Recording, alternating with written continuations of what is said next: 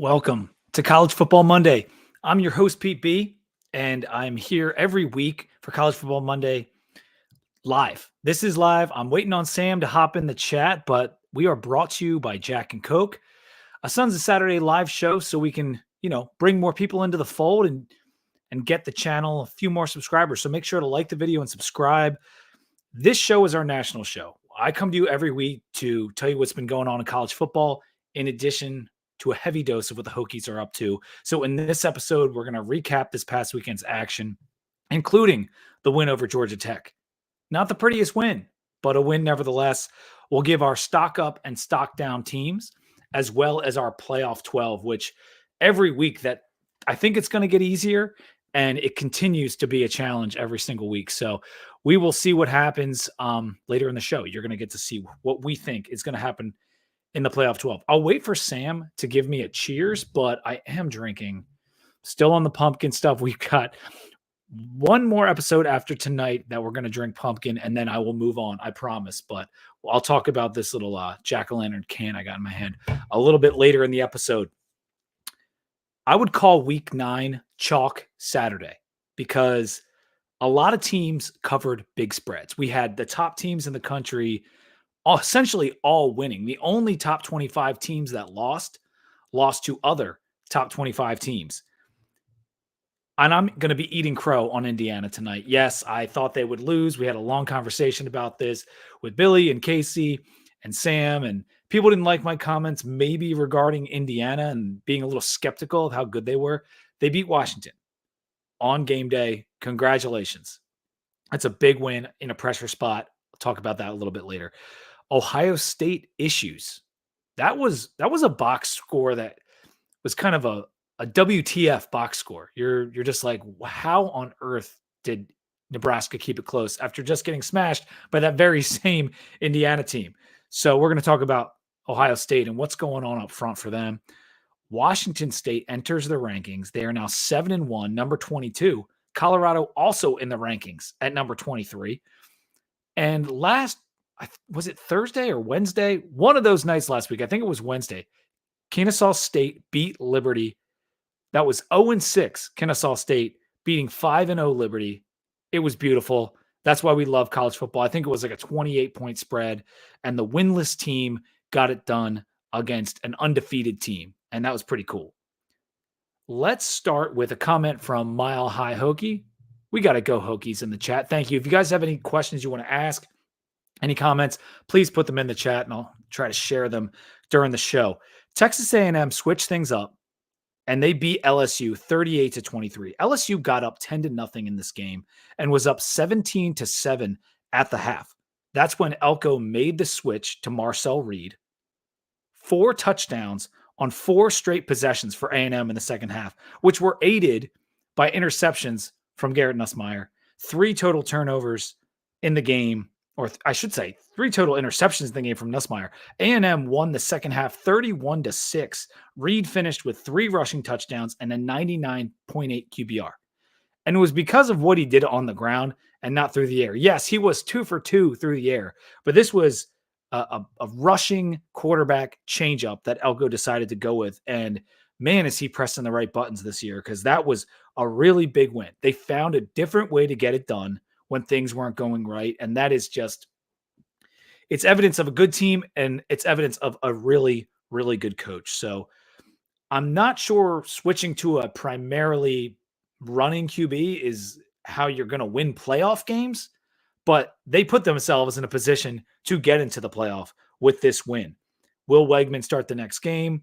I don't know, but it's a huge win, and a couple road tests remain in addition to that huge matchup with Texas. They've got South Carolina on the road. That's one to watch next weekend. New Mexico State, whatever. At Auburn. Auburn, for as much crap as they've taken and not been that good, they're a top 25 SP Plus team. They're ahead of BYU, and they're 1 spot below us in the SP Plus. So that is another one on the road that A&M should look out for at Auburn. And then Texas in College Station, which is just going to be awesome. You're kind of hoping those teams get on track, so it's a collision course, but we also love chaos. So who knows? But man, did they set themselves up well for the playoff? And you'll see them again in my playoff 12 later in the show. Notre Dame crushed Navy 51-14. And this was a weird one because Navy had 6 turnovers in the game. One of 2 teams on the weekend that had 6 turnovers in a game, but they just handed this thing to Notre Dame. Horvath turned the ball over 3 times, but still somehow had a 95 QBR because he ran for 9.2 yards per carry. Very tough to stop when they're not turning the ball over. Leonard was good for Notre Dame, 3 touchdowns, 260 total yards, and a 90 QBR. Notre Dame rushed for 265 as a team, 6.6 yards a carry. And that was kind of just how it went. Like, they're a lot better than Navy. Now, I don't think they're 51-14 better than Navy necessarily, but they're so much more athletic, so much more talented. This was the result I expected. I took Notre Dame minus 13.5, and that hit easily. But this was definitely skewed by the sloppy play from the midshipmen. Hopefully they'll get that cleaned up so we can still have a really nice meeting between them and Army later in the year. Texas squeaks by Vandy. Vandy lost 27-24. They made it look a little bit better with a late touchdown, but Vandy being 18.5-point underdogs was silly, and it proved to be silly. Quinn Ewers did play. They were down 7-0 before taking a 21-7 lead.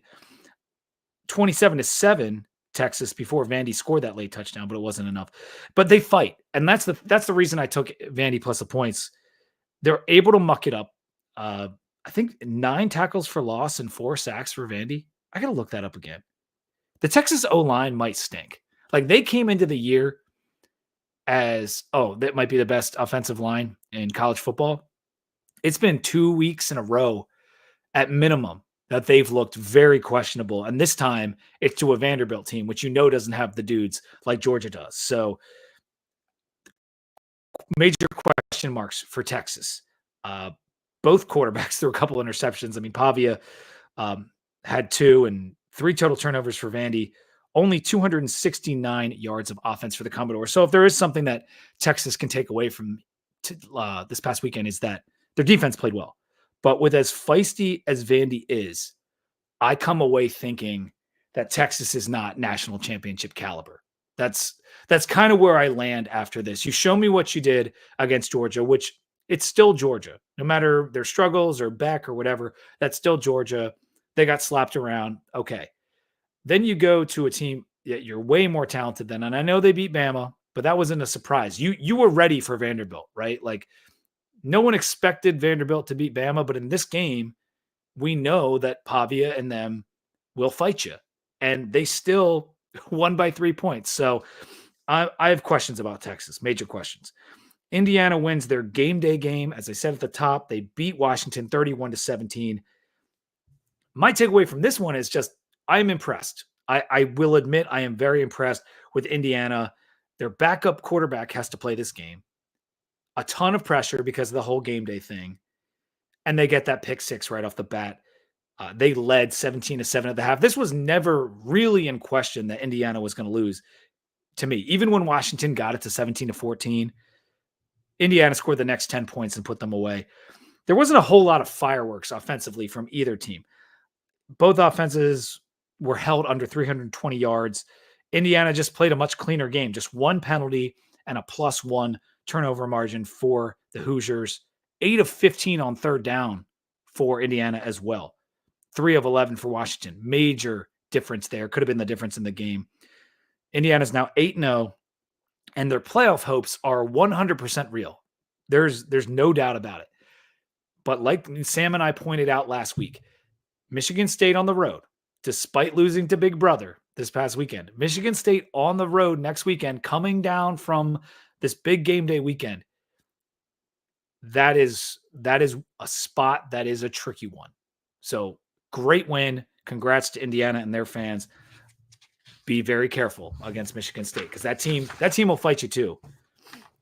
Alabama shuts out Mizzou 34-0. See, my thought process that Mizzou has kind of sucked this entire year came to fruition here. And I'm annoyed because at the end of the week, I did take Alabama. But on our podcast, I was saying like maybe this is a spot where you take the money line because it's not like Alabama has looked great in several weeks. Well, they picked this week to be great. Brady Cook did play. He wasn't good. Drew Pine also wasn't good. Both of them had sub 13 QBRs. Really, really bad stuff from both quarterbacks. Milroe only had one touchdown, and it was a rush TD, but the running backs for Bama were great. 271 yards and 7.3 yards per carry as a team were the Crimson Tide. Just 239 yards and 3 turnovers from the Missouri offense. And this was a great game by the much maligned Bama defense. And that's where their playoff hopes come back into the picture, right? Like, this was really impressive. I know A&M put down Mizzou, and so Alabama stayed lockstep with them in terms of, okay, they also put down Mizzou. And you're thinking about what are those teams? It's Tennessee, it's LSU, it's A&M, it's Alabama. Well, right now, Bama looks pretty good, but they lost to Tennessee, and that's going to come into play in my playoff rankings. Penn State took care of Wisconsin 28-13. I was really hoping the Badgers could kind of pull this upset. It seemed like a good spot for them the week before Penn State has to go and play Ohio State at home. It's in Happy Valley. That's what I'm getting at. Wisconsin took a lead into the half and even injured Drew Aller. But the pick six by the Badgers kind of broke things for Whiskey. They were only down 1 when the fourth quarter started, but Penn State scored. Wait, what did I say? Penn State scored 2 touchdowns in the final frame. Wisconsin has definitely improved. I just think that they had to play a perfect game in order to beat Penn State. And that pick six, I think they had some penalties. They didn't give up a sack to Penn State in that defense. That is really impressive. And you knew Luke Fickell eventually was going to get Wisconsin right, and they're starting to get there. But they beat up on some pretty bad teams the last 2 weeks. I thought they could cover the spread, and it darn near looked like they were going to do it. It didn't end up happening. Very good win for Penn State in Camp Randall to go in there at night against an emerging team and get a win right before you play Ohio State. So one thing I'll say about Penn State after this game, the Aller injury is looming large, right? Ohio State has their own problems, but the starting quarterback for Penn State might not be available for the biggest game of the year. And so that is something to watch. I was listening to Joe Klatt, and he said that the backup quarterback for them might end up being a better option against Ohio State. I think that's a bit of a stretch, but it's an interesting thought and something that might come up later tonight. Boise State beat UNLV on Friday night, 29-24, to keep their playoff hopes alive. UNLV kept fighting back and even took a lead into the fourth quarter. Genty was held for 128 on 33 carries. I mean, that's pretty good, but 33 carries for Genty to get to 128, that's a pretty good job by UNLV. But Genty did score the winning touchdown on a 4th down late in the game. And they had a chance. Like, they got the ball back down 5, but they had to punt, and then Boise did not give it back. And that was impressive to me because Boise finished the game on an 8-minute drive and just shut it down. So shout out to Boise. They did it. They got the win over UNLV in what's been a game that me and Sam had marked for several weeks. And this was in Vegas too. So it definitely looks like Boise is the better team and is in good shape. But it's not as if UNLV won't have a chance to beat them if they meet again in the championship game, because it was very close. So great. Those are just the big ones I wanted to hit off the bat.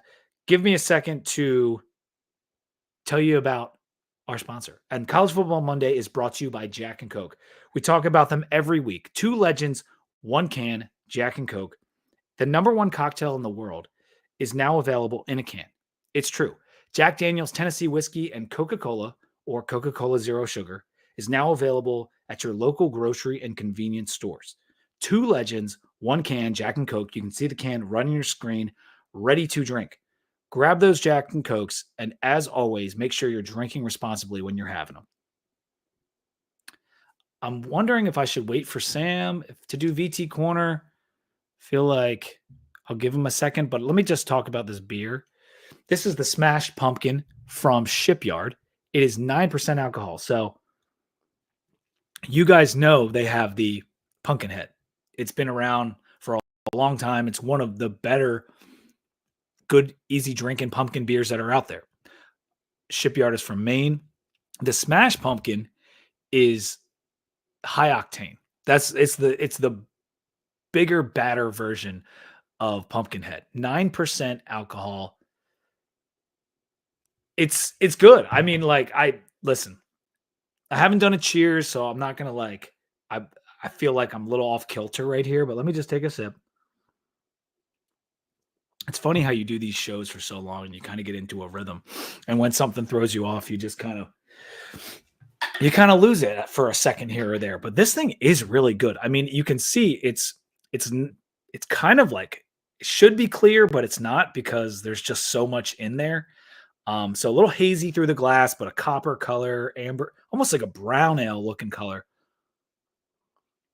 A lot of flavor, ton of flavor in there. Really good. Not too sweet, but definitely has that, that little nice pumpkin punch. Bold and strong, finishes smooth with notes of caramel and cinnamon. That caramel comes through, definitely. Cinnamon a little bit as well.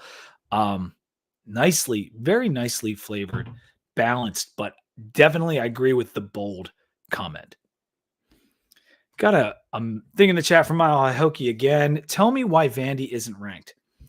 Well, that's a good question. And while I'm waiting for Sam to maybe do VT Corner here, let me give you my thoughts on the top 25. Vandy is one spot out. Mizzou is one spot in. Mizzou is number 25. And the thought on that is Mizzou beat Vandy.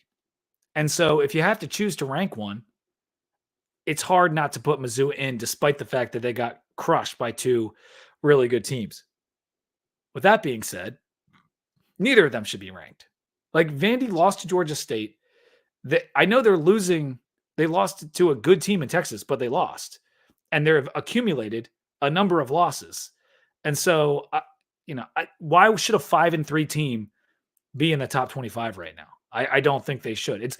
It's not as if Bama only has one loss and it's to Vandy. Like Bama is not the same. Despite what they just did to Mizzou, they are not the same as what, we used to think of them as with Kalen DeBoer and kind of this new change going on. And that round robin is kind of funny when you think about it because Mizzou beat Vandy, Vandy beat Bama, Bama crushed Mizzou. But what I'm trying to say is neither Vandy or Mizzou should be ranked. Again, they've got, I think it's 8 teams from the SEC in there. I think Memphis could be deserving of a spot. They dropped Navy out of the rankings as well. I don't know. I just don't think we don't need 8 SEC teams in there. The SEC, while the best conference, I don't think has like 8 teams that warrant being top 25 worthy. I just don't. Mizzou has no business being in the top 25. So in that respect, Mile High Hokie, I agree with you, but I don't think Vandy should be ranked either. VT Corner. Hokies beat Georgia Tech in an ugly game, 21-6. I want to start by saying that we won and we covered. And so I'm not upset at all. I was there. When you're there, you want to see a win. And boy, howdy, did we get a win. But the offense was really bad on Saturday. 233 yards of offense. It's our third lowest total in 3 years. 3.8 yards per play is just dreadful. That's by far the lowest of the season. I think against Marshall, we were 4.6. Every other game has been around 6 yards per play. So 3.8 is really low for this offense. And what's weird is it's not like we went up against the steel curtain here. Georgia Tech is not known for having elite defense. They're better than they were last year, but by no means are they some kind of elite defense. So to put up 3.8 yards per play was surprising. I mean, when me and Sam did the 2D preview, I expected to get at minimum 28 points, and we had our chances. But 21, it's fine when you only give up 6. I will say that. Let's talk a little bit more about the O before we move to defense because that was the better side of the ball. Jones was off. He was off a little bit.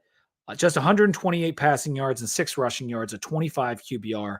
He did have 3 touchdowns, scoring in all 3 different ways. He had The Philly special reception, which was just so cool. It was my two worlds colliding, being a Philly fan. I was sitting down with Pat and Billy when that happened, so I was very close to the touchdown. That was sweet. He had the rushing TD and he had the passing TD. No interceptions. He had a fumble, but we recovered it. But the offensive line in this game really struggled. Right after having their best game against BC, they had arguably their worst game since Pry's first year in this game. And I don't really understand why. I know Chaplin got hurt and had to go out of the game later on, but it's a little bit of a mystifying performance right after we break the school rushing record, right? Tootin had 79 yards on 17 carries, which is fine. No touchdowns. Him getting hurt at the end of the game is a whole nother issue, although Jalen Lane kind of made light of it today on, I think it was ACC Network, saying like, he's a drama queen. Like, he'll be fine when we need him. So that was encouraging and a little funny. But yeah, Tootin and Chaplin leaving the game definitely kind of sent a shockwave through the fan base. People were talking about that afterwards. But the offense playing so poorly, were they feeling themselves a little bit after BC? I don't know. Just 2 of 15 on third down. We had 8 3-and-outs in this game. Maybe if you take the last one away because it's towards the end of the game, it's 7. But even 7 3-and-outs, that's ugly, man. Fortunately, the defense played well, only allowing 356 yards and 4.4 yards per play. But it was a backup QB, and Georgia Tech dropped, from what my eye, at least 2 first downs, like big gaining pass plays that were dropped. It might have been 3 or 4. There was a lot of mistakes by Georgia Tech and other self-inflicted kind of wounds. Just 1 sack for the defense and 5 tackles for loss. But we did have 5 passes defended, 2 interceptions, 7 hurries. I mean, APR was getting in there. We didn't get all the sacks, but they were getting in there. 14 possessions for Georgia Tech in the game.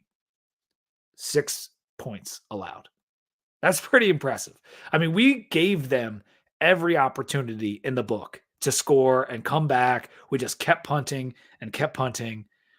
And the defense managed to get off the field when it mattered. So kudos to them. Keontae Jenkins had an awesome game. 10 total tackles, 8 solo tackles. 8 solo. That is incredible. 2 tackles for loss for him. And Georgia Tech outgained us by 100 yards in this game. That's one of the last notes I hear. Out first, downed us 17-11 and had 5 more minutes of possession. So you read those stats, over 100 yards more than us, 6 more first downs, 5 more minutes of possession. And we still won and covered with that stat line. I mean, it's about time, right? It's about time we had one of these games where we play like crap and we still win. Now, to play like crap and still win by 15, that's a little wild. But when you're going up against a backup quarterback, you certainly hope to win and cover the spread, and we did. The MVP of this game, was it Peter Moore? Because it really might have been. 49 yards per punt on 10 punts. 10 punts. 5 of those punts went over 50 yards. He had a 57-yarder in the game. Him and Jalen Lane really helped with field position. And that might explain how we were able to have the stat lines that we do and still win the game like we did. So I'll end my VT corner like I started it. It was ugly, but we won and we covered. So it's nice when you play bad and still win by 2 scores. Number 24 in the SP Plus. Still top 25 team, even after a not great performance. It bodes well in terms of predictability. That's what the SP Plus is for. It's supposed to be predictive. So let's hope it stands up against Syracuse. We will talk more about this game and the Syracuse game on Too Deep later this week. Oh, here's a comment from Thomas Train. Jay Keller is coming on too. He sure is. And he had the play of the game against BC. We'll go into more detail on the defense's performance and everything else and get into Syracuse in a couple days. Other notable games. Oregon spanked Illinois 38-9, and it really wasn't even that close. Oregon's really freaking good. They are really good because after that Ohio State game, they went on the road to Purdue. Purdue stinks, but they shut them out. They won 35-0. And they follow that up by beating a ranked Illinois team by 30 points, basically. So it's that team is really freaking good. We see so many flaws with the top teams, and they keep emerging, like Ohio State and their offensive line, which I'm just about to get to. Penn State and their quarterback's hurt. Georgia and their quarterback questions. Texas, multiple issues. Bama, defensive issues, although they didn't show up this week. Oregon is starting to maybe rise above a lot of these other teams. Ohio State barely gets by Nebraska. I saw this score during the Tech game, and I said, like, what is going on? Like, is that a mistake of some kind? Because I thought Ohio State would win and cover, and it wouldn't be an issue because we just saw Nebraska play a god-awful game against Indiana. But their defense shut down the run and played an amazing game because it's not like Royola went off. If he had played just a little bit better, in fact, they might have been able to win. But 13 tackles for loss for Ohio State, 3 sacks. They got a lot of pressure, and that's tough for a freshman quarterback. So I still think, like, you look at that game, the way Nebraska was able to like only allow 61 rush yards.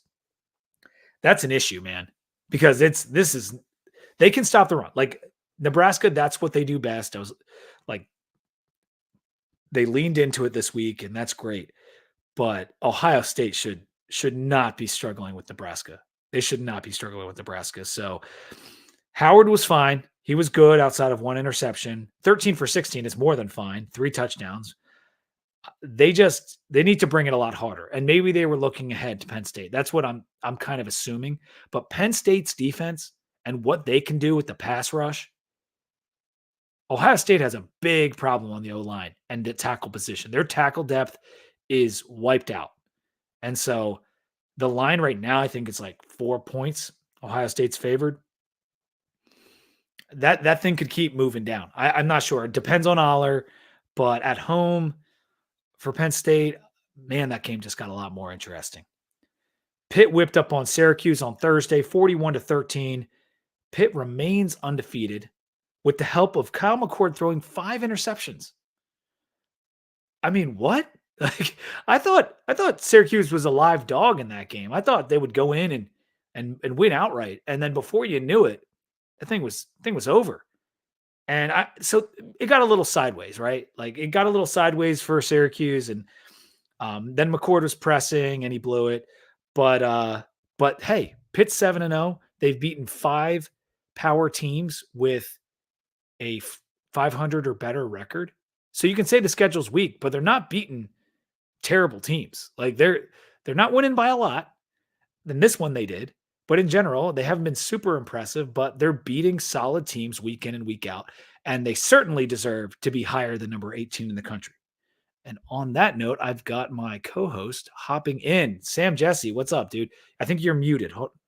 Yeah, it's been a day, dude. It's been a day. I got out of the office at 8. And happy budget season to all of you in finance out there. Yeah, I'm sorry I had to start without you, man. We try to keep this thing at 8 p.m. sharp.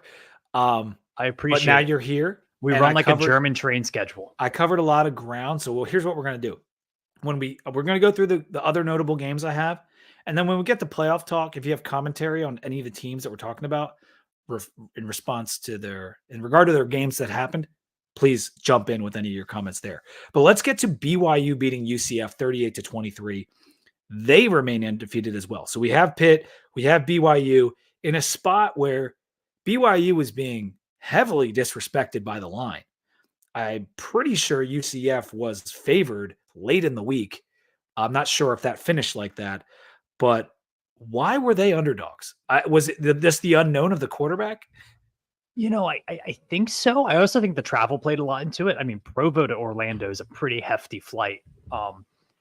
I also think there could have been they have to slip up somewhere. And that is sometimes it can be a fallacy a bit. Like they don't actually have to slip up. Each game is an individual moment.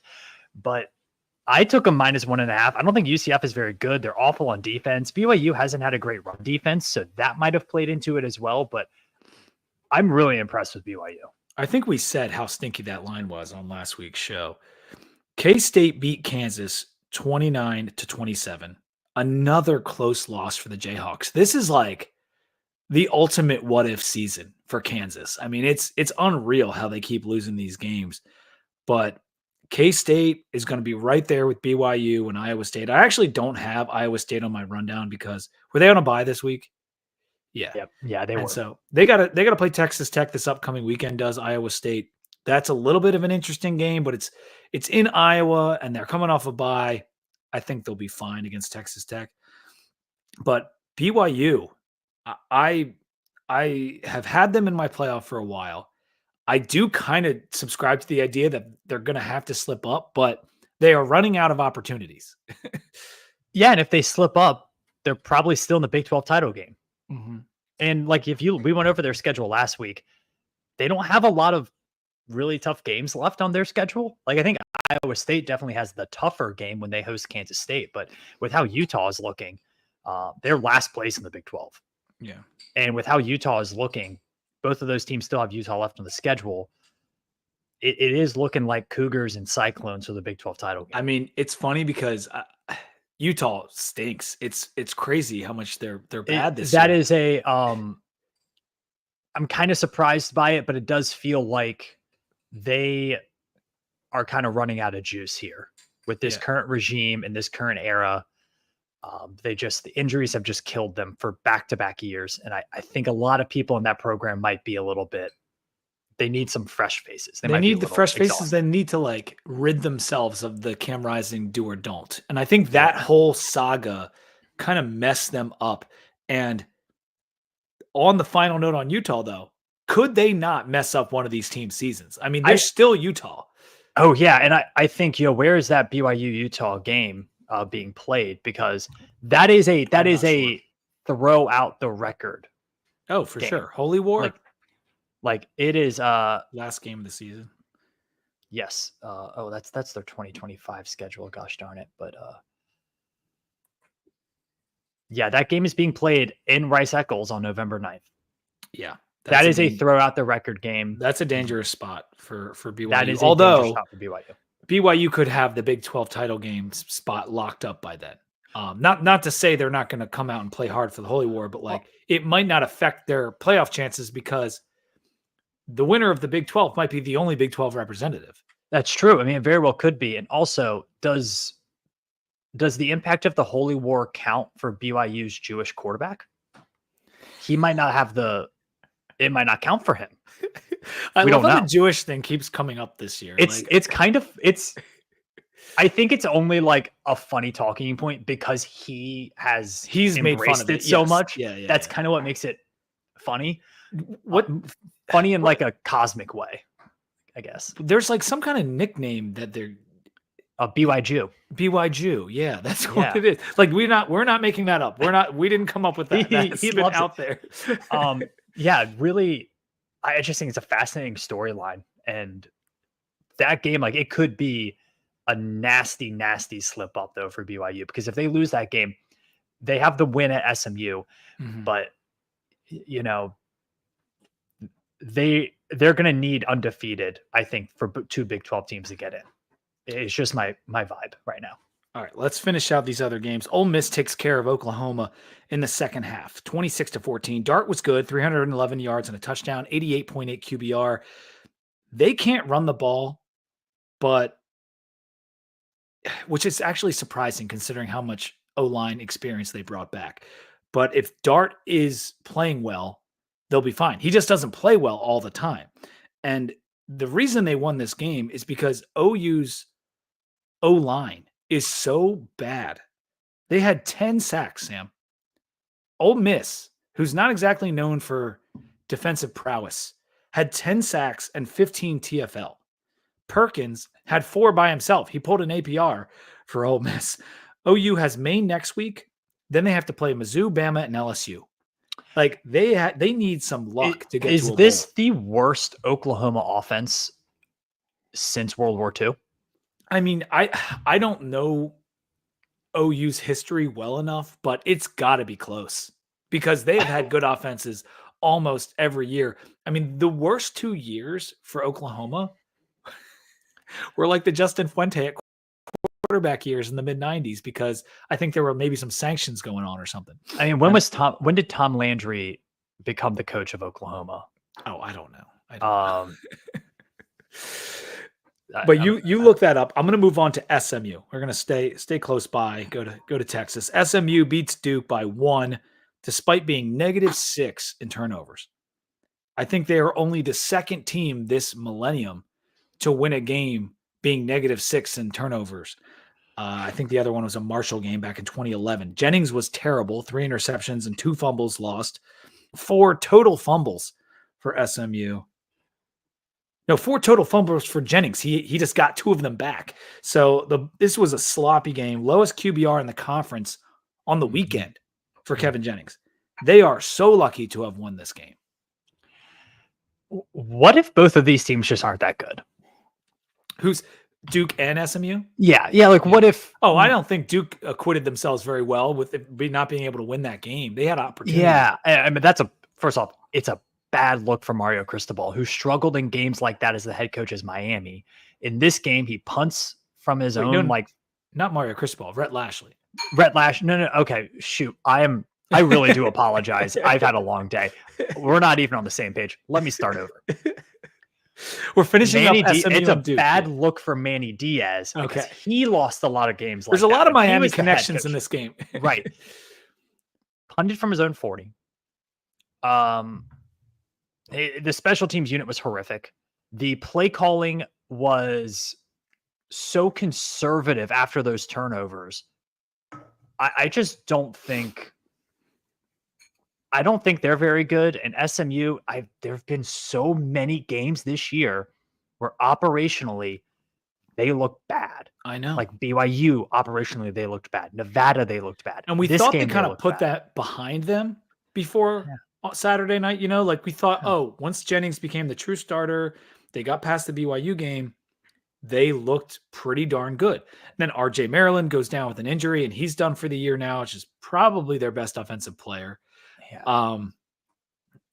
They, while have an easy run down the stretch here, they do have to play Pitt coming up. And I don't think they're above losing to any team because we've discussed that Duke is they might have been 6-1, but they weren't 6-1 worthy. Yeah. And I'll tell you too, UVA looks bad. They are, about as. Are they on SMU's schedule? Yeah, so SMU will play. They play at Pittsburgh on the 2nd, and then they're off, and then they host Boston College, at Virginia, Cal. Yeah, that's that. But that Cal at Virginia is a little sneaky. Are they at Cal or home to Cal? They're home against Cal.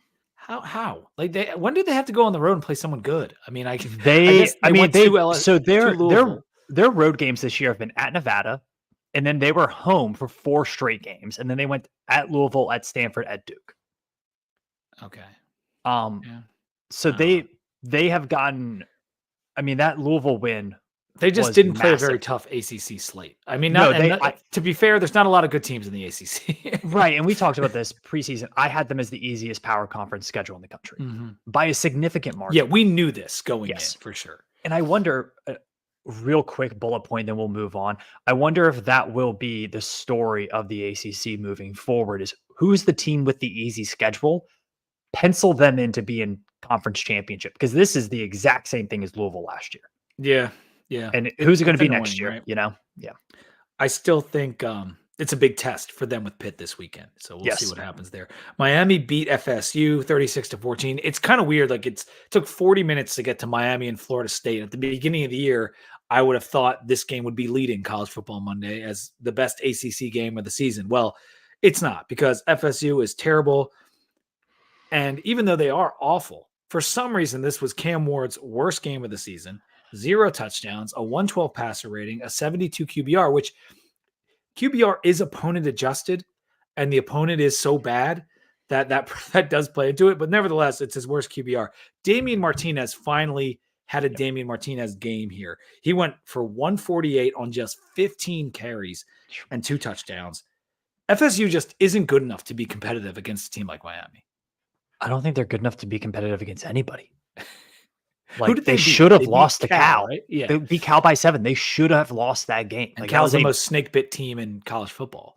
Yeah, I just think there is a little bit of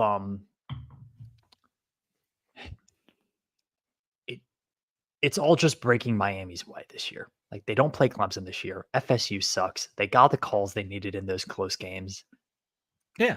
Everything's turning up orange and green. Yeah. Like Cristobal has had a lot of bad luck that he's made for himself over the years, but now it's all coming around in one season for him. Michigan beat Michigan State 24-17. I really have no notes or really care. There's a fight at the end of the game. That's kind of fun. Yeah. Washington State 7-1.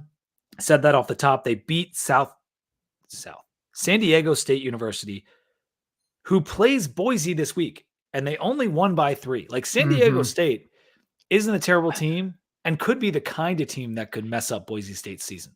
And a new coaching staff there in San Diego as well. So that's a team you would expect to get better as the year one goes along, but wasn't a great showing from Washington State.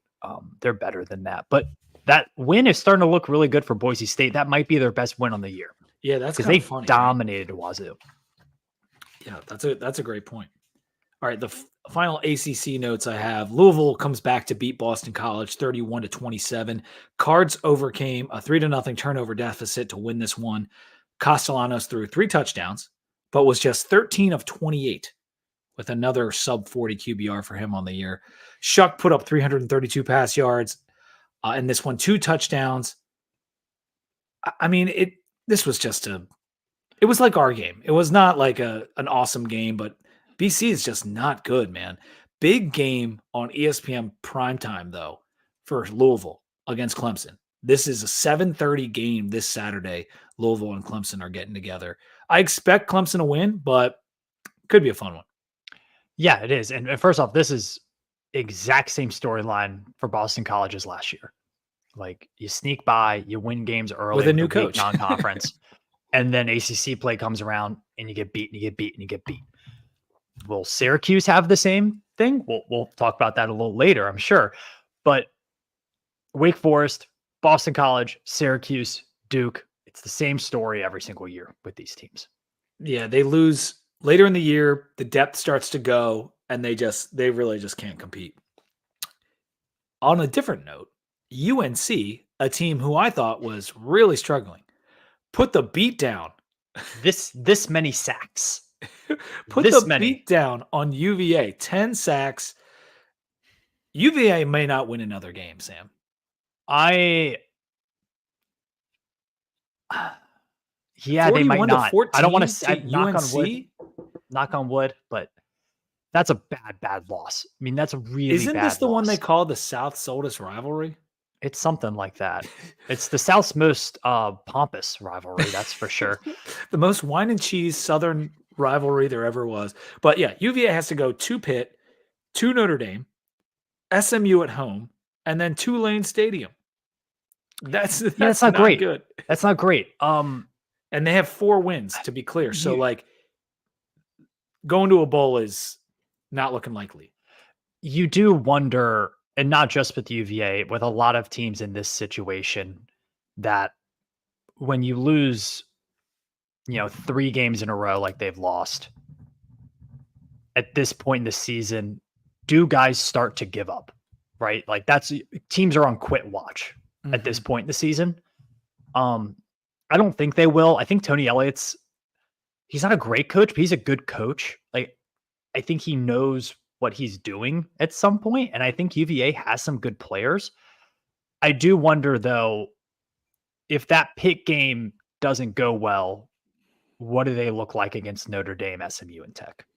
You do start to wonder. I also thought Tony Elliott, after year 1, which was a weird year, obviously, I thought he did pretty well to get them to turn a corner last year.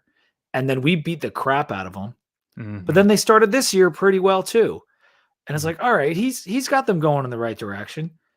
And it's not that they lost to UNC. Jacoby Criswell played really well. Mhm. UNC might have a quarterback. It's great for them, but like this was a bad one. They have not looked like this. Counterpoint to what I just said, Thomas Train put it here. UVA will probably beat Pitt. Probably.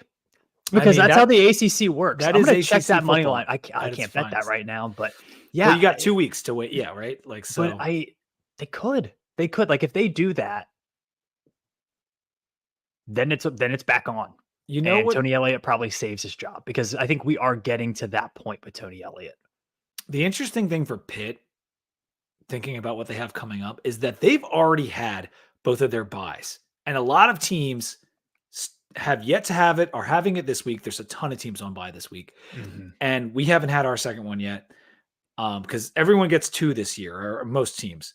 And so that's something to watch with Pitt, because towards the end of the year, they could be getting fatigued since they had their 2 buys so early. Yeah, and I also wonder, how much film is there on Eli Holstein now? Because he hasn't played great in a couple weeks. And they didn't need him against Syracuse. No. They got like 1 million pick sixes. So questions remain on Pitt. I think they are very, very good. I thought they were going to suck. I thought they were going to be terrible. Credit to Pitt. But this is a Narduzzi masterclass that's happening. It is. And it's by him doing less, right? Like, it's less Pat Narduzzi is maybe a good thing for Pitt. Mm-hmm. Yeah, it's crazy that he has done this now, won an ACC title, and you're like, well, that was just like, he had Whipple and like a one. He's got them 7-0 in a year where it seemed like it was all falling apart. Like, he's now done this and 2 iterations of this, and like has always been solid before that. That since he went on the road looks pretty good now too. It sure does. It sure does. All right, Wake Forest beat Stanford and no one cares, 27-24. Cal crushed Oregon State. And I'll say this, they're still 0-4 in the ACC, but Cal did some work out of conference this year. I'm telling you, if they get to a bowl, good for them. It's been, especially with the Jay Knott injuries. Yeah. Like, he's had multiple this year. He's not right. They had opportunities to have a really special year, and I just think they aren't quite there yet. I'm not sold on Wilcox. I don't think I wish this. Thomas says, I wish we played Pitt instead of Q's. Nah. We'll get to that. I hate playing both of those teams. I'll say that. I hate them pretty much equally, and I hate going to both of those stadiums. It's a toss-up, but I think I'd rather play Q's this year. Yeah, me too. All right, stock up, stock down, Sam. Who are your stock up teams? So my number 1 stock up team is Texas A&M, and I'm sure you've talked about that game, but can they just play that kid at quarterback already? Like, why would you not play him at quarterback? He's faster. He has the same amount of arm. The player, he juices up the team. The offense is better with him. Like, they brought in the offense coordinator from Kansas State to run that offense, and now they can run that offense with him. Just start him. Like, don't go back to Wegman. Wegman had been playing well, though. I mean, it's not up until last game, he had been playing well. And my thing is, sure, you can start Reed, but like, you might get down to like 2 games into the Reed tenure and he can't throw. Like, I don't know. I don't know, man. I don't know, but they're my stock up team, because as we'll go into the playoff, they're on my list too. They're in the driver's seat for the SEC as well. My other stock up, Notre Dame. Like, I have been not an Irish believer this year, and that NIU loss is starting to look really, really bad, but they absolutely worked Navy, which gives me some credence to believe that the Army game might go similarly. And with that brand and 11-1, probably making the playoff. And an A&M win. And that A&M win looks juicy. So good. Yeah, and if they win the SEC, like, you can't keep Notre Dame out. Like, there's no way. They wouldn't be kept out at 11-1 anyway, probably. But like, you really couldn't do it then. Yeah. And my third is Boise State, because they got through that hurdle. They are pretty much a surefire lock for the Mountain West title game at this point. And they did it without Ashton Genty going for like 250, Mhm. right? They did it in other ways. Their defense stepped up. Matson stepped up, especially as a runner. So impressed with Boise State. I was a little delirious and exhausted and tired as I was watching that game. So I didn't quite totally grasp it, but Boise looked good, and that was on the road, and they'll host the Mountain West title game, I believe. So Yeah, the reason Sam was so tired is because he finished that hike we were talking about just barely. Yeah. I finished it. Got off the trail about 10:30 that night. Had a little injury there on North Mountain, but Didn't stop you though. Still made the game. Still it stopped made me to for a Bull and little bit, but Bones. we duct taped ourselves an ankle brace up and finished the last 14 miles. And pretty damn proud of myself. Crazy, dude. I'm still pretty much in like waist down is in a lot of pain right now. Not gonna lie, guys. Not gonna lie. Well, I'm proud of you too, buddy. And he made it to the game. Met me at Eastern Divide. We finally got to go there. I had never been. I don't think you had ever been before. I've been a few times. It's a great spot. Okay. Great spot in Blacksburg. Yep. It's really cool. And the sun was going down. We were there with my friends and like gorgeous place. Beer was really good. Love Eastern Divide. Finally got to go. And then we made it over to Bull and Bones. Had dinner with Billy Ray Mitchell. That was fun. Watched like 50 million games at once. That kept changing which TV they were on, but it was a great time. And we had a Saturday shandy while we were there, and which is on tap and was fresh as hell, by the way. Crispy. And I mean this in the like, it is not a crushable beer, but it is a very fresh, light beer. It's kind of a weird dichotomy, but it was really, really good. And it wasn't hot out either. Like if it's hotter out and you're out in the sunshine, I mean, I think you could crush some. But yeah, I know exactly what you're saying. But the beer was very good. Yep. All right, let's get to stock down. I didn't even give my stock up. I had A&M. Yeah. I had Indiana. Kind of goes without saying. I talked a lot of trash on them. Well, maybe not a lot, but some. And they did it. They came through in a big spot, stock up. My third stock up team, Sam, Kennesaw State. Let's go. They got to be a stock up. They got to be stock up. All right, stock down. I'll start. Ohio State, stock down. I'm worried about their problems on O-line. Like I think it's a major issue. And maybe it was just one bad game because they were looking ahead to Penn State, but like that's a concern. They should not have been in a dogfight with Nebraska. Stock down. Stock down SMU. That was just so ugly. Yeah. I didn't have a super high opinion of SMU, but they really should have lost the game. So stock down for them. Mizzou goes without saying, and Syracuse, like awful. Yeah, bad. Can I have a fourth stock up team? I am wearing the shirt today. You can have as many as you want. Hawaii. Oh, nice. This is the Hawaii volleyball shirt. Yeah. It's a great shirt. But gang Chimmy Chang, 21-point win at home against Nevada. The Bows are 3-5.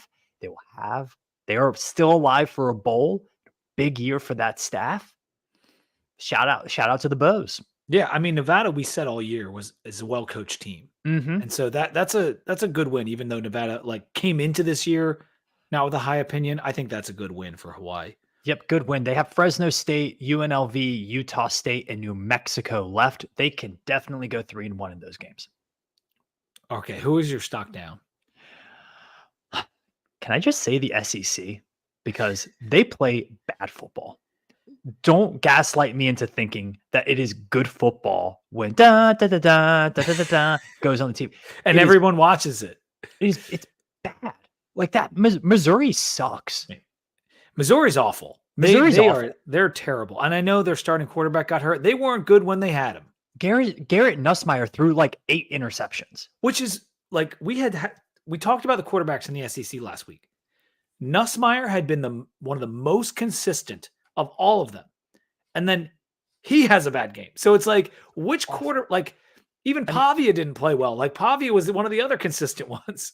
No, I mean, the quality of play is not good. Like Auburn and Kentucky and South Carolina look like and crap. They're flirting with this, like how many teams they get in. Bud Elliott has been dropping to talk about it. Yeah. Bud Elliott's been dropping his SEC numbers in the playoff. I don't know what to do. I know Sam struggles with this every week. It's hard, But yeah, man. I also had like in the Big 12, I would say there's a little bit of stock down there too. Because Utah, OK State, and Texas, was it Texas Tech? Texas Tech lost to TCU Yeah, because their kicker missed an Utah, extra OK State, and point. Texas Tech, stock down. Like Yeah. OK State's pathetic. Yeah, they're Like bad. They're they bad. they're awful, man. I don't know what Gundy's got going on this year. Let's take a quick break to talk about Roback before we get to the playoff predictions, which I know you guys are eager to hear. You guys know Roback. It's the performance activewear designed for those who crave activity. I got my hands on the Lane Stadium Roback this weekend, Sam. Finally got my shirt from Billy Ray. It is freaking awesome. It's the Lane Stadium maroon. You got the outline, little VT on there, little licensing action going on. I love that shirt. They also have the game day polo. I saw a ton of Roback. My buddy Dave, who I was staying with down there, had the hoodie with the TV logo on it. So I actually got to see it in person. That is legit. And it was maroon effect. And so there was a lot of those like all over the stadium. Make sure you're using code 2DeepVT to get 20% off your Roback order. If you've already ordered and like technically used your first order, use another email address. You got to work one. They're your free. wife, your girlfriend, your boyfriend, whatever it is, you can get it again. 2DeepVT.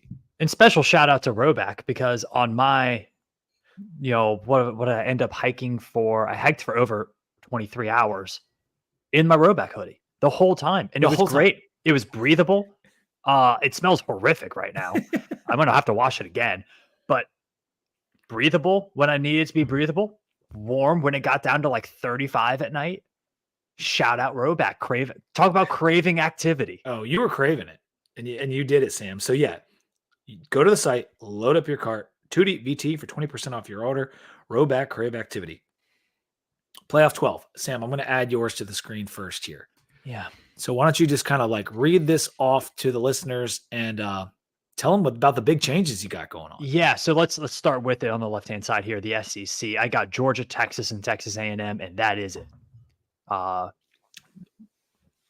Just three teams. Just three. I'm tired. I mean, they're not good. The quality of teams are not good. And this is weird for me to like talk about because I was a couple weeks ago, I had like 5 SEC teams and I said they're going to get 5 no matter what. But like, dude, who else do you put? Is Tennessee better than any of these other teams? Like really better than any other teams? Not will they make it or will they not? Because I know that's part of the prediction, but like Tennessee isn't. Ole Miss isn't. Ole Miss definitely isn't. I think Tennessee could be. But they haven't been because they've looked like crap. Their offense has been bad. The last quarter we saw them, they played well. Yeah. So I have Georgia, Texas, Texas A&M. I think all of those 3 teams are in the driver's seat. Everyone else needs help. Bama needs a lot of help. Missouri's out. Get them out of there. Tennessee, I think, still needs some help. / they have a really tough remaining schedule that they need to win. Like I think they need some wins. Thoughts on here. LSU? What's their best win? Ole Miss. In overtime? At home? Yeah. With a neutral site loss to USC? Mm-hmm. And a loss to Texas A&M? On the road. On the road, but like, yeah. LSU has their chance this weekend. They do have the chance. But I'm just, right now, I can't put them above any of these other teams. So in the Big Ten, I'm consistent here, and I think Pete, you probably have the same thing. Oregon, Ohio State, Penn State. I think all 3 of those teams are. But there's no Indiana here. There's no Indiana, and we'll get to that in a sec. Because I got the 2 ACC teams still up there, Clemson and Miami. I think Iowa State and BYU finished the regular season undefeated, and both of those get in. A G5 mid-major has to get in. I still have Boise State, and I have Notre Dame right now. I have Notre Dame because I think that win at Texas A&M is starting to look really, really good, and they are getting some style points here. Mm-hmm. If they beat Army like they did Navy, it's going to have a lot of style points, and the brand is just bigger and badder than Indiana's. Thomas is saying Army I guess, for the G5 spot, and then we ruin it for Clemson, which is possible. We Which could is possible. potentially ruin it for Clemson. We could. Army has to beat Notre Dame, and hey, they'll have their shot.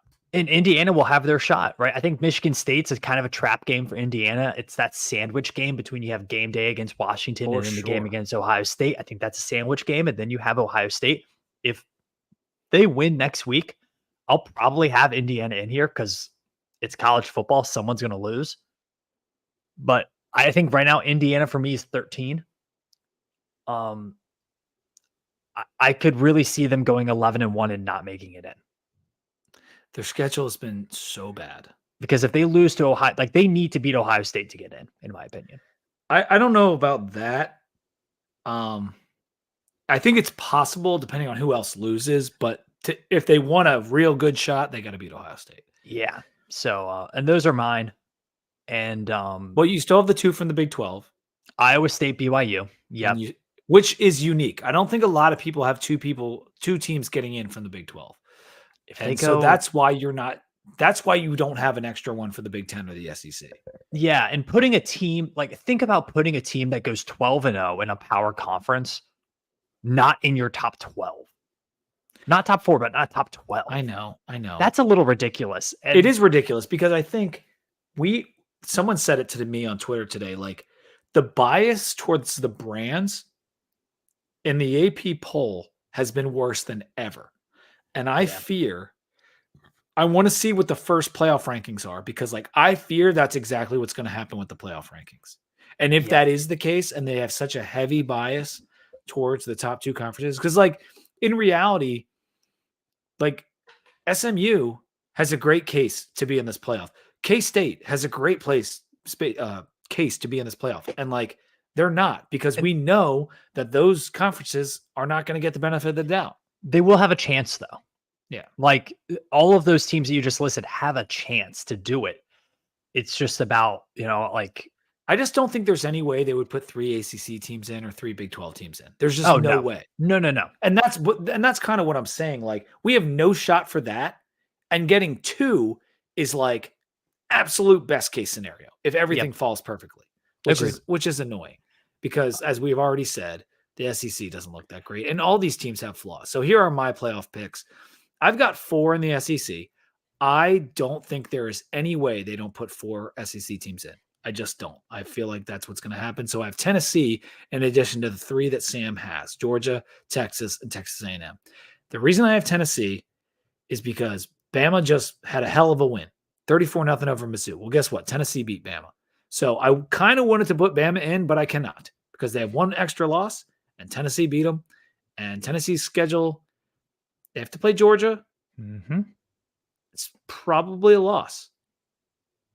Maybe it's not, but they still have to play Vandy too at Vandy. They do. And Kentucky is not in. I don't think Kentucky's good. Here's what I think about make Tennessee. It ugly.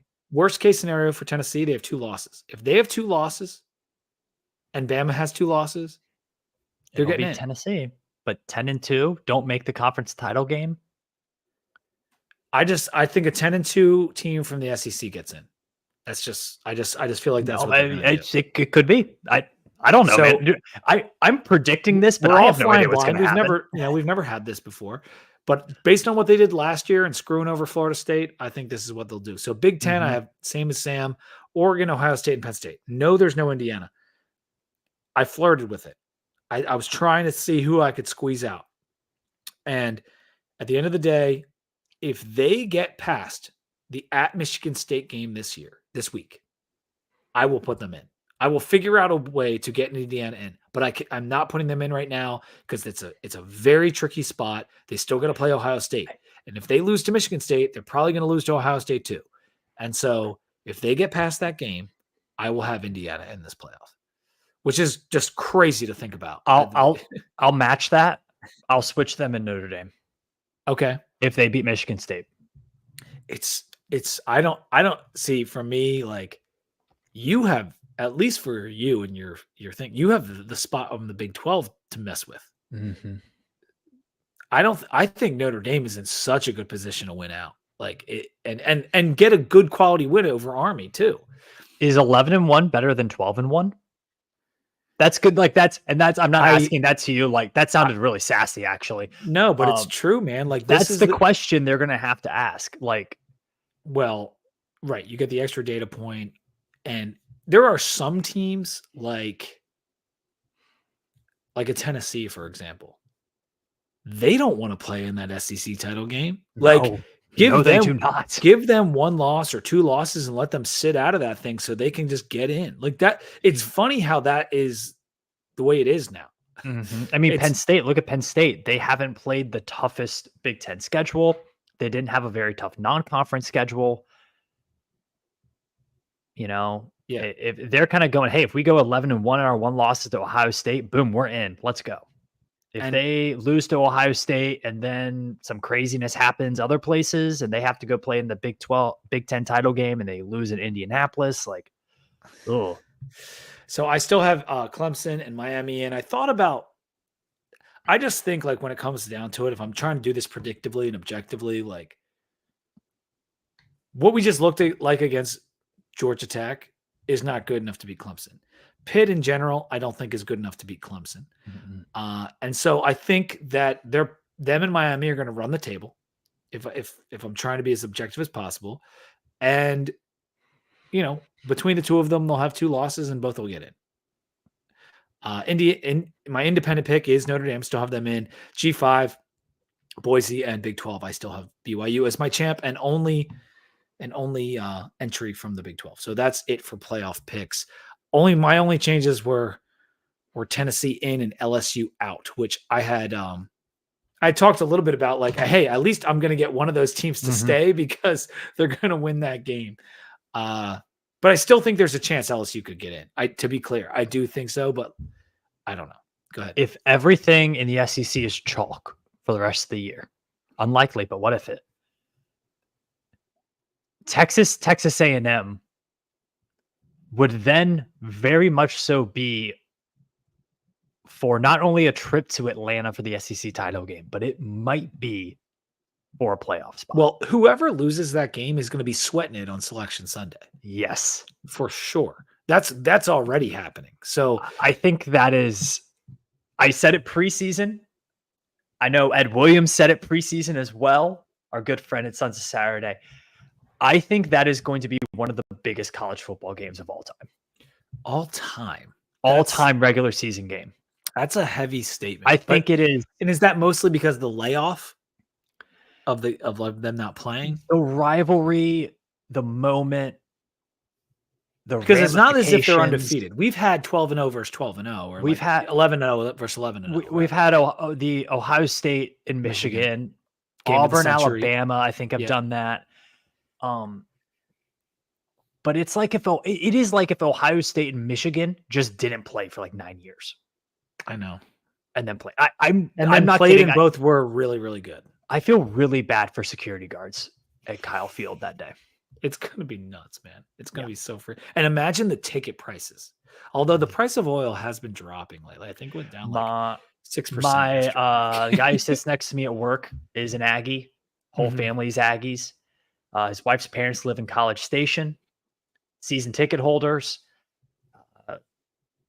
They're spending a pretty penny for a couple extra tickets. Yeah, you better have bought your season tickets before the season. That's for sure. Yeah. All right, so we did playoff 12. Let's finish it out with just the games that are coming up this weekend, dude. Despite all these teams being on buys, there's a bunch of good games. We got Ohio State at Penn State. Yep. The line's actually 3.5 last time I looked. 3.5. Penn State is the home dog. I don't know what to do with that game. I do not know what to do because Ohio State has questions up front, which is bad going up against Penn State's defense. Joe Klatt, I said this while you were still not on yet. I said he thought that maybe the switch to the other quarterback is actually good against Ohio State. It might be. That's going to be a fun game. Yeah. The aesthetics are going to be really good. And the game should be. Shame on Fox for putting that game at noon. Shame on you. I can't believe it. That needs to be at night. Shame on you. There's not even that many good games at night this week. Oregon at Michigan. Michigan 14.5 point underdogs. I put this on this list just because, like, Oregon's going to the big house. Like that never That's fun. happens. Like that's really fun. And Yeah. I think Michigan could cover. Maybe they could win. I highly doubt it. But I was saying earlier that like Oregon has seemed to rise above everyone else in college football right now. What if I told you that almost half of the drives against Michigan this season have resulted in the opposing team crossing the 40-yard line or a touchdown? Against their defense? Oh, damn, that's bad. So, but Michigan's so good at defense. They have all these 4 and 5 stars. Dude, the Will narrative Johnson, got me, man. And now they get to play Oregon. It's because they have 2 NFL guys on the D line. I mean, that's why. Yeah. But all right, Florida and Georgia, world's biggest outdoor cocktail party. Georgia minus 16.5. Bad day to be a PBR in Jacksonville. Bad day. Do they drink PBR down there? I guess they do. I Corona? wonder what the go-to What's the go-to like Florida Georgia line beer? Yeah, the trashy beer, like a Natty Light. Like I mean, I drank a lot of Natty Light in my day. I'm just curious. Light. Like it's really depends on the distribution down there, right? Like in certain areas, light beers are just like more heavily available. Like remember Southpaw? Do you ever drink Southpaw? No. What if they go like really bad? Like what if they're just like Genesee? Genesee cream ale? Or just like straight up grain alcohol. Oh, yeah. I mean, there's probably some, it is called a cocktail party. So maybe there's like cocktails. Like I've never been to Jacksonville for the game. Like I'm wondering what the go-to drink is. Like a beer, if you put like if it's a noon game, have you ever done like a Corona and orange juice? It's like the Michelada kind of thing? Yeah. Maybe it's that. I don't know. Yeah, we did have Bloody Marys at our tailgate. That's the one thing about the noon games, man. Like it's been talked about plenty, but like it's such a short period of time. If you want to see people or try to meet up, like it sucks. Like I wanted to see, I don't get to Blacksburg as often as I'd like. So I'm trying to see everybody I can. Beer Control stopped over the tailgate. He brought me a Fidens from Albany. I don't know if you guys know Fidens, but it is a premium brewery. I traded him a Treehouse. We didn't know we were trading, but we both brought each other beer, so that was cool. So shout out to Eric. It was nice to see him. And I wanted to see Clark. I didn't get a chance. I wanted to stop over Barracks tailgate. Didn't get a chance. I saw some people in the stadium, but like those noon kickoffs are so brutal. Mm-hmm. Still had a blast though, man. What a fun weekend in the Berg. We'll talk more about it on 2 Deep, but Florida, Georgia, one of these days, Sam, that's a game that Suns should go to. Yeah. Like, like Bama, LSU, world's largest outdoor cocktail party, Army, Navy. Hey, maybe it'll happen this year. Maybe. And there's a handful of other ones, so one of them out in the Pacific Northwest, we got to get to pick a game every year, and the Suns should really do it. But that's one of them. All right, next game, Indiana at Michigan State plus 7.5. It's a tight line for considering how these teams performed. Michigan State is getting better year over year. I mean, not year over year, game over game. Dynamic quarterback. Rourke should be back for Indiana. Okay. So we'll see what happens there. But I'll tell you, like Kurt Cignetti, we talk about programs who have this winning culture and players who are just so used to winning that they just find a way to do it. Kurt Cignetti has kind of by osmosis put that onto. As kind of by osmosis. Says, what the F is wrong with a nice light Pilsner? Nothing at all. Not a damn thing. We don't turn our nose up at any beer here on this show. Like they just kind of were like, oh, okay, well, we can't pass a lot today. What if we just ran the ball down your throat for the entire second half? And they did that and won. So Indiana's just finding a way right now. Yeah. I think the spot is something to be mindful of. That's all. Sandwich spot. I can't talk any more crap on Indiana because I'm eating my crow. A&M at South Carolina. South Carolina plus 2.5. This is a sneaky spot. This is something A&M needs to be careful of. As much as we just talked about A&M in Texas. This is the one. I don't like it. I have a future on A&M to make the playoff, but this is the one. South Carolina has been super competitive this year. Some weeks have been bad, no doubt about it. But some weeks have been crazy good. And this team is better than the record, I think. Like, I really do. So A&M better be careful. Louisville at Clemson. Clemson 10.5-point favorites at home. I think Clemson wins. Louisville has not looked the part at all this year. They struggled against a terrible BC team. They were lucky to win. I think Clemson probably wins and covers. Yeah, probably. I have not been impressed with Louisville. Pitt at SMU. SMU minus 7.5. Give me Pitt. Come on, all day. Yeah, it's kind of a weird spot though. Why are you giving any ACC team that many points right now? Like it's two undefeated teams in the conference. You're giving that many points. Pitt hasn't traveled really traveled out there this year though. Like they haven't done the cross country long travel. So I'm wondering if that is being baked into it a little bit. And again, like we talked about right when I hopped on here, they have to lose eventually. Mindset does drive some of these lines. I know. Yeah, I just think it's too many points. I'd agree. VT at Syracuse. So those were the big ones that I wanted to get to, but like these are just some other ones. VT at Syracuse. Syracuse 4-point dogs at home. Yeah. Do we finally kind of like break this curse, so to speak? Yeah. I mean, we will go into more detail on it, but like, it's funny that we're favored on the road in the Dome. Yeah, it is. And we don't know the health for two really important players on Virginia Tech's offense, Bashal Tootin, the star running back, and Xavier Chaplin, the left tackle. That will determine a lot of how I think of this game. Yep. We've heard some good things on Bashal Tootin, like avoided the worst. Seems like he's not, and he's tough as shit. So. Yeah. And so it seems like he avoided the worst. Haven't heard a lot on Xavier Chaplin. We'll see. I mean, again, like I said with Boston College, Wake Forest. Is Keyshawn Burgos going to be playing tackle for us this year? Did you hear that about him? That he's going both ways? I didn't. Yeah. I heard that at the end of the week last week. I mean, how hard could left tackle be, right? It's only the most valuable position in the NFL. I'm really interested to see Virginia Tech's defensive line versus Syracuse's offensive line.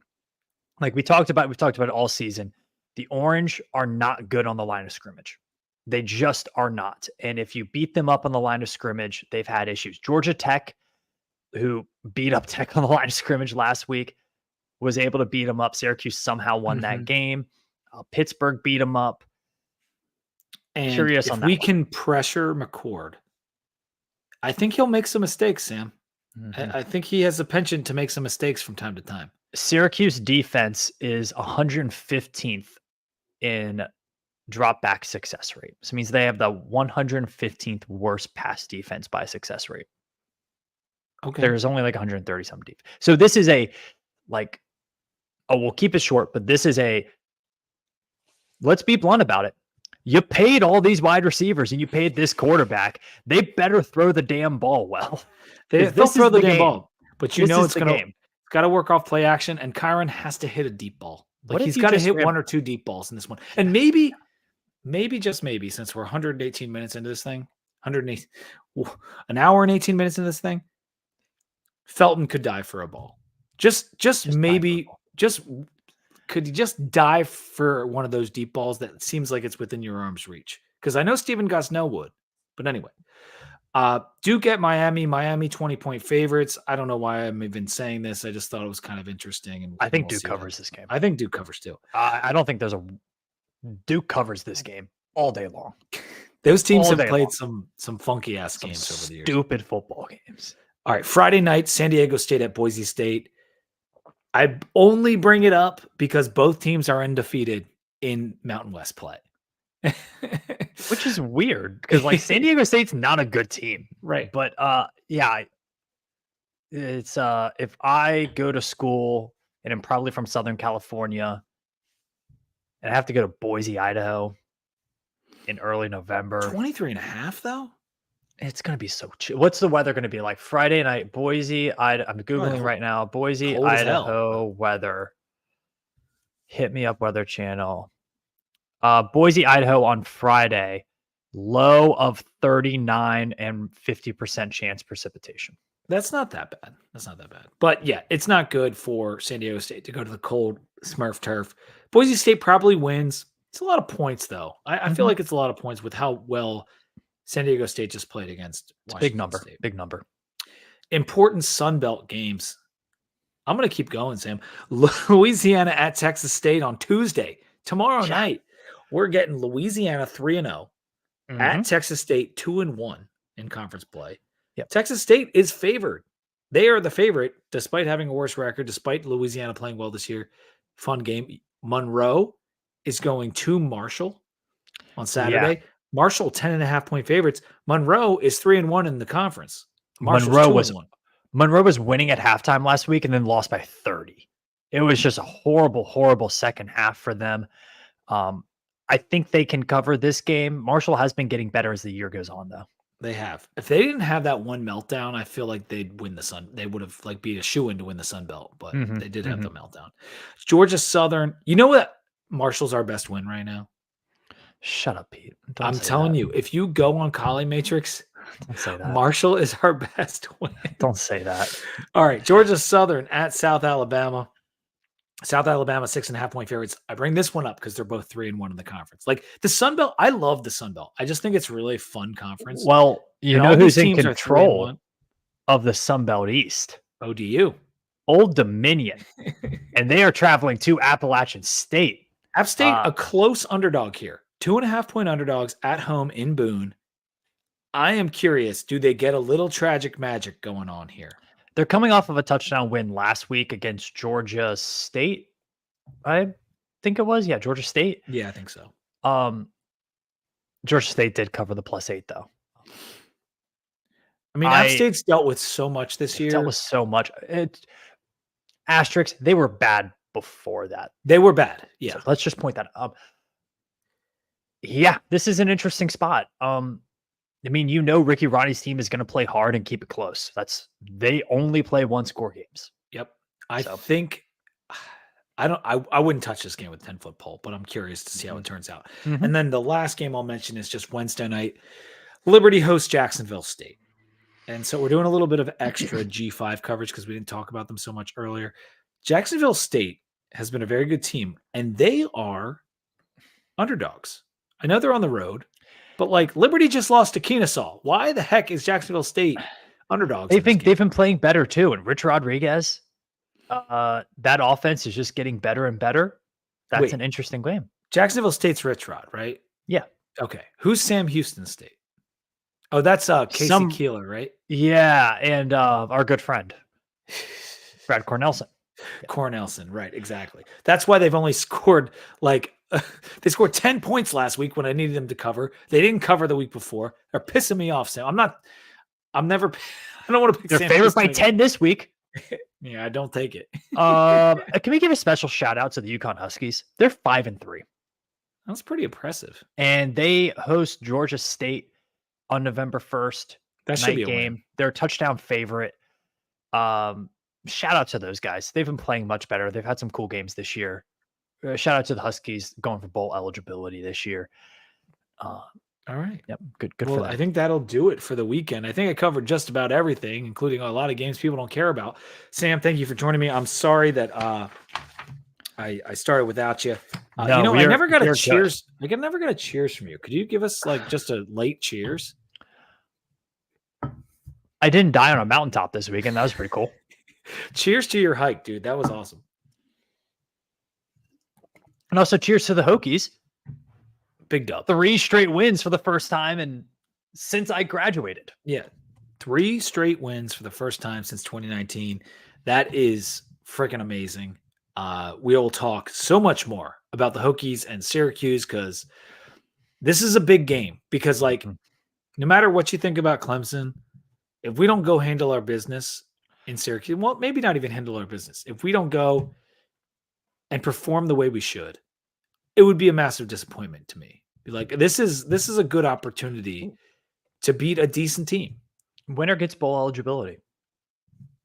That's a good point. That's a really good point. To be bowl eligible this early in the year for Virginia Tech, it hasn't happened too often, dude. Not in recent memory. All right. All right. That'll do it for the show. Make sure you subscribe. Sons of Saturday channel on YouTube. Sons of Saturday channel in your podcast feed. Too Deep channel in your podcast feed. Spotify, Apple Podcasts. If you're on Spotify, give us a review. It takes 2 seconds. Just click 5 stars and move right along. We've gotten a nice amount of reviews on there. And if you have any comments, throw them on YouTube. I try to get to all the comments. So until next time, go Hokies. Timmy Chang gang.